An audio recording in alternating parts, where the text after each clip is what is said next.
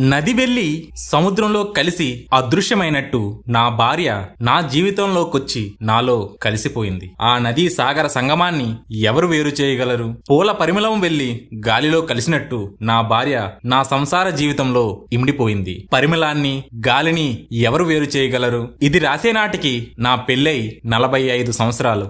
ఎంత సంసార జీవితం గడిచిపోయి ఉంటుంది, ఎంత అనుభవసారం గడించి ఉంటాము.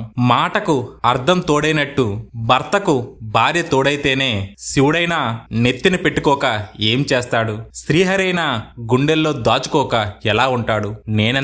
నేను లక్ష్మి అలాగే కలిసిపోయాం. అలంకారాలు అతిశయోక్తులు కాదు, నిజం.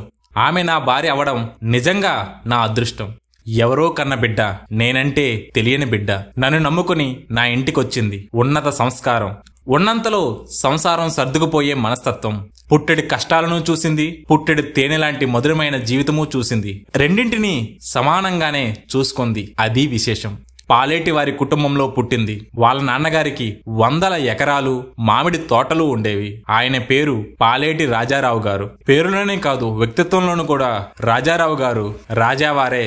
దాతృత్వం ఆయన గుణం. ఊళ్ళో ఎవరైనా బేదా బిక్కి పెళ్లి చేసుకునేటప్పుడు ఆయన దగ్గరికి వస్తే ఓ తాలిబొట్టు కానుగ్గా ఇచ్చి పంపేవారు. ప్రకృతి వైపరీత్యాల వల్లనైతేనేమి, ఎముకలేని చేతితో దానాలు చేయడం వల్లనైతేనేమి, ఆస్తులన్నీ హరించకపోయినా ఆ స్థితిలో కూడా ఏదో ఒకటి ఇచ్చి పంపాలనే మనస్తత్వం ఆయనది. లక్ష్మి వాళ్ళు 3 అన్నదమ్ములు, 4 అక్క చెల్లెలు. చాలా పెద్ద కుటుంబం. అటువంటి కుటుంబ నేపథ్యం నుంచి వచ్చింది కాబట్టే నేనెప్పుడూ తొందరపడి నోరు జారకుండా చూసుకున్నాను. ఏనాడు ఈనాటికి మాట అని ఎరగను, చెయ్యెత్తి ఎరగను. కోపం వచ్చేది తినడం మర్చిపోయినప్పుడు, ఆరోగ్యం గురించి పట్టించుకోకుండా పనులన్నీ నెత్తిన వేసుకున్నప్పుడు మందలించేవాడిని సున్నితంగా. ఈ రకమైన కోపతాపాలే తప్ప నిజంగా కోపం ఏనాడూ రాలేదు నాకు. ఇంత సుదీర్ఘమైన సంసార జీవిత ప్రయాణంలో ఏనాడు నాకిది కావాలి, నేను ఈ బంగారం కొనుక్కుంటాను, ఆ చీర కొంటాను అని అడిగిన సందర్భమే లేదు. ఉందేమో, అడిగి ఉండొచ్చేమో అనే సందర్భం కూడా లేదు.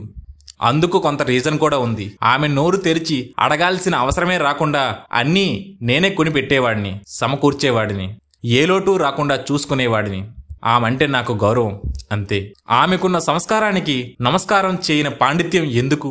అటువంటి ఉన్నత వ్యక్తిత్వానికి ఇల్లు నందనవనంగా మార్చిన ఇంటి ఇల్లాలపైన వాత్సల్యం చూపించని భర్త ఎంత ఉన్నతుడైతేనేమి, ఎంత ఉన్నత స్థానంలో ఉంటేనేమి, ఇది పొగడ్త కాదు, ఇవి ప్రశంసలు కావు, నిజాలు ఒప్పుకోవడం, అంతే.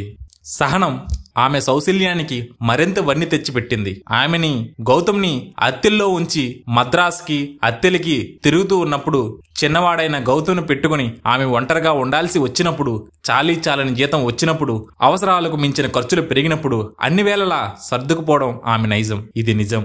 నా విషయాల్లో ఎందులోనూ ఆమె జోక్యం చేసుకుని మాట్లాడేది కాదు, అవసరమైన సలహా ఇచ్చేది కాదు.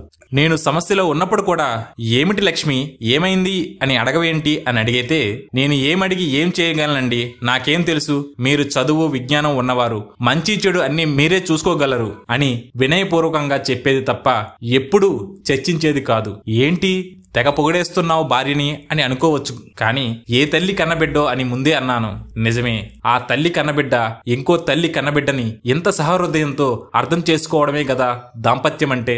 ఆ దాంపత్యానికి అర్థం ఆమె. అందుకే ఎప్పుడైనా మేము ఫ్యామిలీలో ఫోటో దిగేటప్పుడు ఆమెను కుర్చీలో కూర్చోబెట్టి నేను పక్కన నిలబడి పిల్లలిద్దరిని చెరో పక్కన పెట్టుకుని తీయించేవాడిని. అటువంటి లక్ష్మి బాధపడిన సందర్భం ఒకటి నా ప్రమేయం లేకుండా ఎదురైంది. గౌతమ్ పుట్టక ముందు సంగతిది. ఆమె గర్భవతి అయింది మొదటిసారి. సంతోషపడ్డాం.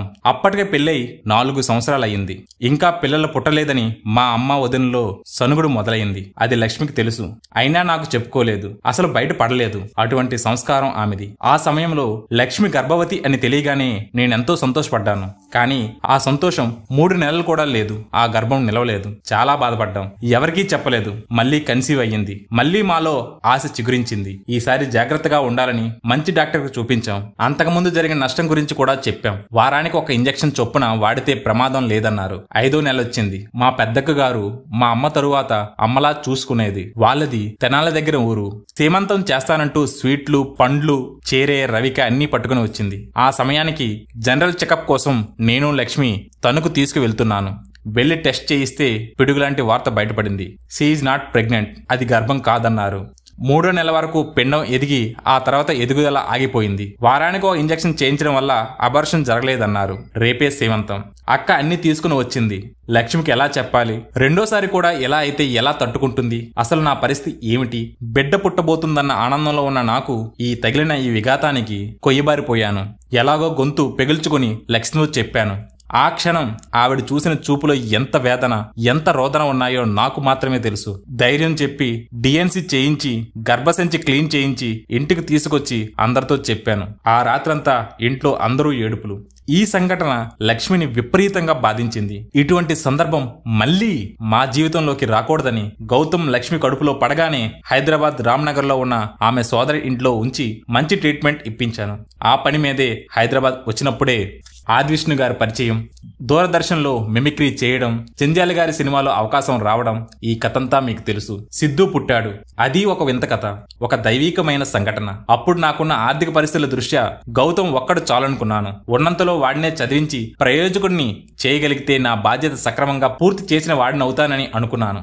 నేననుకున్నాను, దేవుడు అనుకోలేదు. సెకండ్ ఇష్యూ గురించి సెకండ్ థాట్ కూడా లేనప్పుడు తానొకటి తలిస్తే దైవం ఒకటి తలిచినట్లు లక్ష్మి క్యారింగ్ అని తెలిసింది. వద్దనుకున్నాను. అప్పటికే 3వ నెలే కాబట్టి అప్పుడే అబార్షన్ చేయిస్తే ఏ కాంప్లికేషన్ ఉండవని డాక్టర్స్ చెప్పారు. అబార్షన్ చేయించుకోవడానికి సిద్ధపడ్డాను. అప్పుడైనా ఆమె మాతృత్వానికి విలువిచ్చి కడుపులో ఉన్న బిడ్డను తీయించడం పాపమని నన్ను ప్రశ్నించలేదు. అది ఆమె అమాయకత్వం కాదు. నా ఆర్థిక పరిస్థితి ఆమెకు తెలుసు. పరిస్థితులను బట్టి సర్దుకుపోయే భార్యకు సర్ది చెప్పాల్సిన అవసరం నాకు అందుకే రాలేదు. కాలేజీకు సెలవు పెట్టి అబార్షన్ చేయించడానికి తీసుకువెళ్దాం అనుకున్నాను. బోరున వాన మొదలైంది. ఎందుకు వానొచ్చిందో తెలియదు. నాకు తెలియదు, పైవాడికి తెలుసునేమో. ఇంటి ముందు నిలబడి వాన వెలిసే వరకు చూద్దాం అనుకున్నాను. ఒక రూట్ నుంచి వెళ్లాల్సిన మా కొలీగ్ రామశాస్త్రి గారిని, నాది తెలుగు డిపార్ట్మెంట్ అయితే ఆయనది ఇంగ్లీష్ డిపార్ట్మెంట్, ఆయన మా వీధి గుండా సైకిల్ మీద వెళుతూ ఇంటి ముందున్న నన్ను చూసి ఆగాడు. ఏం మాస్టారు గారు, కాలేజీకేనా, పదండి అన్నాడు. నేను సెలవు పెట్టినట్టు చెప్పాను.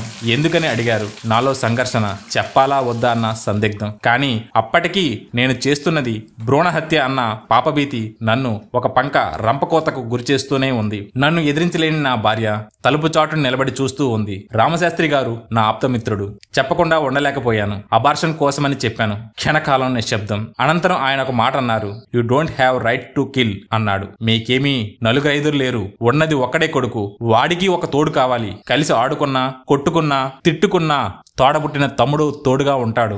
లేదంటే ఒంటరిగా పెరగాల్సి వస్తుంది అని చెప్పి కాస్త ఘాటుగానే మందలించాడు. ఆ తర్వాత ఆయన నా 2 చేతులు పట్టుకుని బ్రతిమాలాడు.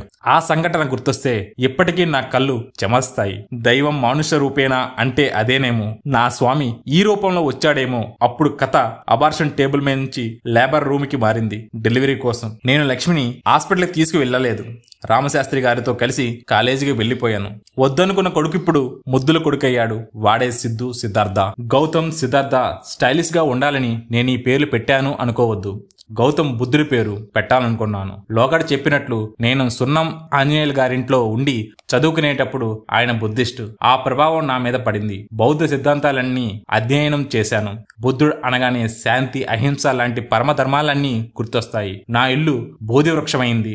ఆ భావ పరంపర నా పక్షమైంది. అందుకే గౌతమ్ సిద్ధార్థల పేర్లు పెట్టడమైంది.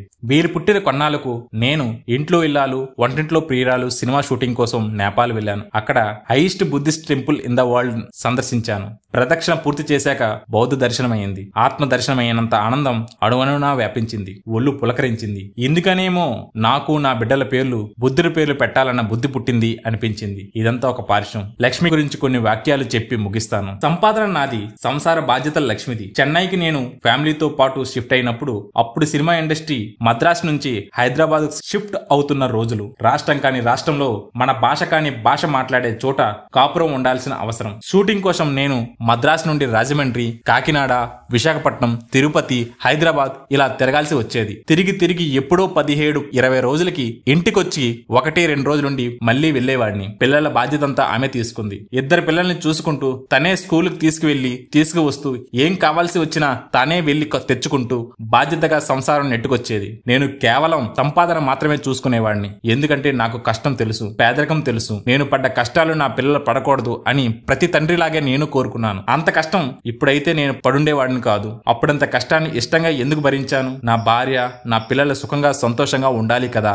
ఆ రోజుల్లో నేను రోజుకి 18 గంటలు పనిచేసేవాడిని. రోజుకి 5 షిఫ్ట్లు కూడా చేసేవాడిని. ఆ రోజుల్లో సెల్ ఫోన్స్ కూడా లేవు. మాట్లాడుకోవాలంటే ట్రంక్ కాల్ బుక్ చేసుకునే వాళ్ళం. కాబట్టి ఏ అవసరం వచ్చినా లక్ష్మి నన్ను డిస్టర్బ్ చేసేది కాదు. పిల్లలు ఎలా చదువుతున్నారో, ఎలా పెద్దవాళ్ళు అయ్యారో అదంతా ఆమె కష్టమే. ఆనాటి నుంచి ఈనాటి దాకా ఏనాడైతే వైకుంఠపురంలో నేను వెంకటేశ్వర స్వామి సన్నిధిలో తాలి కట్టానో అదిగో అప్పటి నుంచి ఆమె నా అర్ధాంగి అయింది, సహధర్మచారిణిగా మారింది. ఇప్పటికీ ఉదయం లేవగానే ఇంటి ముందు నీళ్లు చల్లి ముగ్గు పెడుతుంది. స్నానం చేసి దీపం వెలిగించి తులసి కోటకు పూజ చేసే గాని ఆమె తినదు. వంట కూడా స్నానం చేయనిదే మొదలు పెట్టదు. ఇప్పుడు పని మనుషులు, వంట మనుషులు వచ్చినా ఇంటి ఇల్లాలిగా ఆమె బాధ్యతలేవి మర్చిపోదు. కొడుకు, కోడలు, మనవడు, చిన్న కొడుకు అందరికీ ఆమె ఏ అవసరం వచ్చినా చూసుకుంటుంది. నా భార్య లక్ష్మి నదిలా నా హృదయ సంద్రంలో కలిసి నిక్షిప్తమైంది, నిక్షేపంగా ఉంది. శతమానం భవతి శ్రీమతి.